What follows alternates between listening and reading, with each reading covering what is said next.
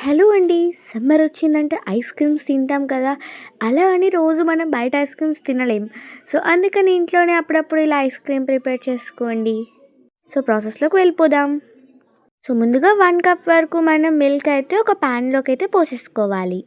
And ఈలోపు ఒక bowl తీసుకొని దాంట్లోకి 2 టేబుల్ స్పూన్ కార్న్ ఫ్లోర్ ఏసుకొని కొంచెం కొంచెంగా మిల్క్ ఏసుకుంటే లంప్స్ లేకుండా అయితే మిక్స్ చేసేయాలి. అండ్ అలాగే మనం తీసుకున్న పాలు క్వాంటిటీ హాఫ్ అయిపోయే వరకు మనమైతే మిక్స్ చేసేసుకుంటా ఉండాలి. అండ్ ఇప్పుడు దాంట్లోకి ఒక 3 ఆర్ 4 టేబుల్ స్పూన్ వరకు షుగర్ అయితే వేసుకోండి. ఒకసారి అయితే మంచిగా కలిపేసుకోండి. షుగర్ మెల్ట్ అయిన తర్వాతే మనమైతే ఇక్కడ కార్న్ ఫ్లోర్ మిల్క్ అయితే యాడ్ చేసేసుకోవాలి. సో, అలా కార్న్ ఫ్లోర్ మిల్క్ యాడ్ చేసేసుకొని మనం లో ఫ్లేమ్‌లోనే మంచిగా అయితే మిక్స్ చేసేసేయాలి.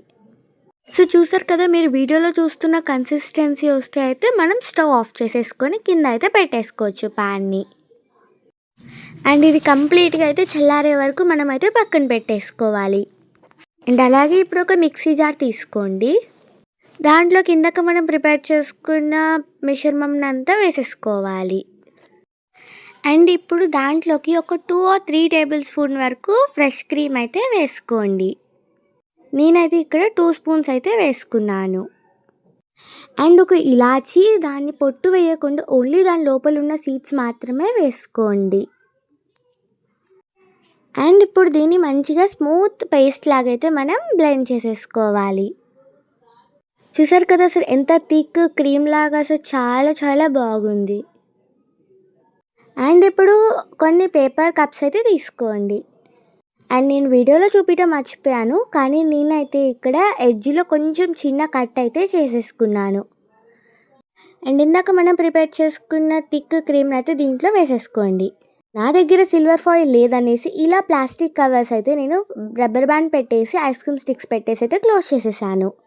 సో, ఇప్పుడు దీన్ని ఓవర్ నైట్ అయితే నేను ఫ్రీజర్లో పెట్టేసుకున్నాను. అండ్ ఇప్పుడు ఎర్లీ మార్నింగ్ లేసినాక ఇలా అయితే జస్ట్ బ్యాండ్ తీసేసి ఆ ప్లాస్టిక్ కవర్ని అయితే తీసేస్తున్నాను. చూసారు కదా, మన హ్యాండ్స్కి కొంచెం కూడా స్టిక్ అవ్వకుండా వచ్చేస్తుంది. అండ్ ఇలా ఒక చిన్న బౌల్ తీసుకోండి. నేను వీడియోలో చూపిస్తున్నట్టు జస్ట్ ఇలా తీసేసి చూసారు కదా, మన వెనిలా ఐస్ క్రీమ్ అయితే ఈజీగా అయితే అయిపోయింది. అండ్ అలాగే ఇందాక నేను కట్ చేసుకుందామని చెప్పాను కదా, సో దేనికి ఇప్పుడు మీకే అర్థమవుతుంది.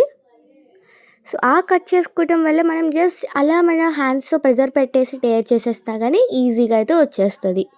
సో, మీకు ఏది ఈజీగా ఉంటే అది అయితే ఫాలో అయిపోండి. ఇంకేముంది, నేను ఒక ప్లేట్ తీసుకొని దాన్ని వాష్ చేసేసి ఐస్ క్రీమ్స్ అలానే పెట్టేశాను. సో, లైట్గా వాటర్ వల్ల కొంచెం అది మెల్ట్ అయింది. కానీ ఐస్ క్రీమ్ టేస్ట్ మాత్రం మనం బయట తిన్నట్టే వెనిలా ఐస్ క్రీమ్ సూపర్ ఉంది. ఇదైతే అసలు మస్ట్ ట్రై రెసిపీ. సమ్మర్లో అయితే మీరు డెఫినెట్గా ట్రై చేయాలి. So, please like, share and subscribe. Thank you for watching.